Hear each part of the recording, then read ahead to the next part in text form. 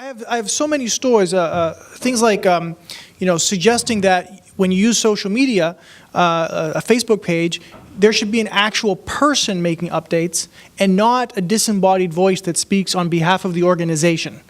Or if you're sending out an email that's for fundraising, that it should not be a 2-page long missive, as you would with a piece of direct mail. And I'm a veteran of so many clashes where, there's a particular way of doing things that is not the right way, but it is the way in your organization. And how do you move an organization forward through the obstacles that exist? And I think that's an important question. I think it's interesting that and I hadn't thought of this, the three of you come from groups with a fairly young urban base. Maybe I should have brought other kinds of groups on because it might be different for you. What are your thoughts, Calvin?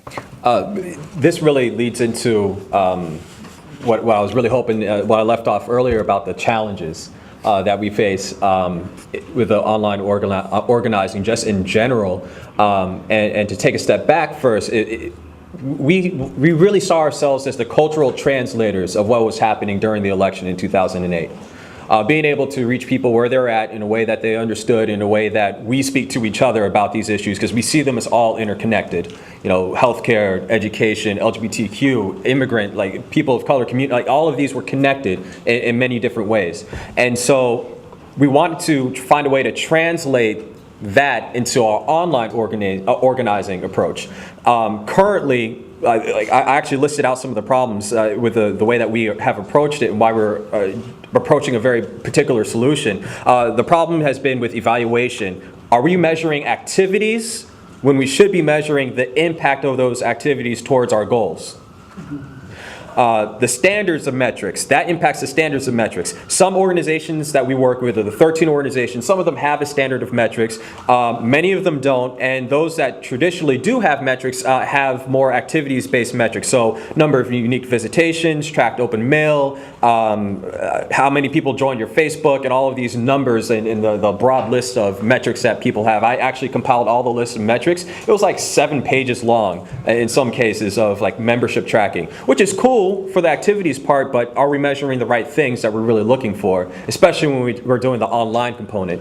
The next part was that since we're an alliance of different member-based organizations, some of whom are part of larger organizations. For example, we have NAACP Youth and College Division, which is part of NAACP, which large organization. Another example, Young People For, which is part of People for the American Way. And when you have those type of organizations, they have a different organization culture. And then trying to work with that alliance structure adds another element to it.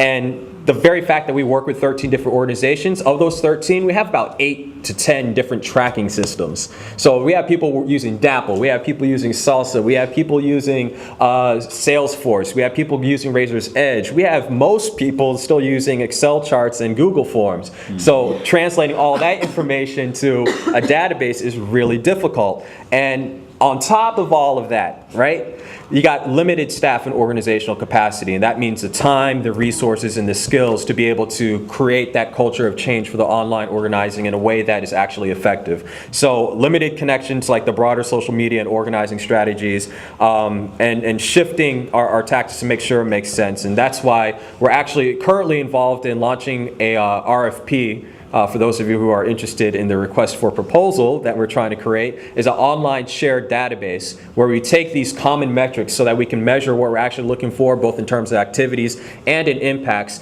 and creating a social interface along with that all of our organizations can use that will allow them to have a jobs database so that people can upload jobs and people can continue to remain engaged. And that's like the #1 question we get from our members: what jobs are out there?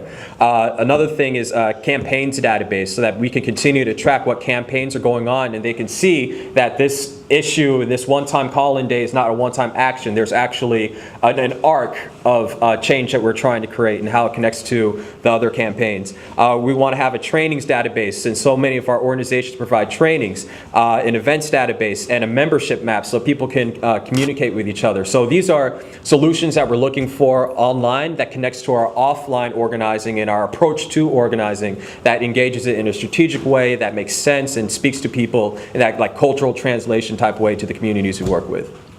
I think just to build on what you're saying in terms of the problems, I think one of the biggest problems we face is having enough organizational resources to do what we want to do and really build the tools we want to build.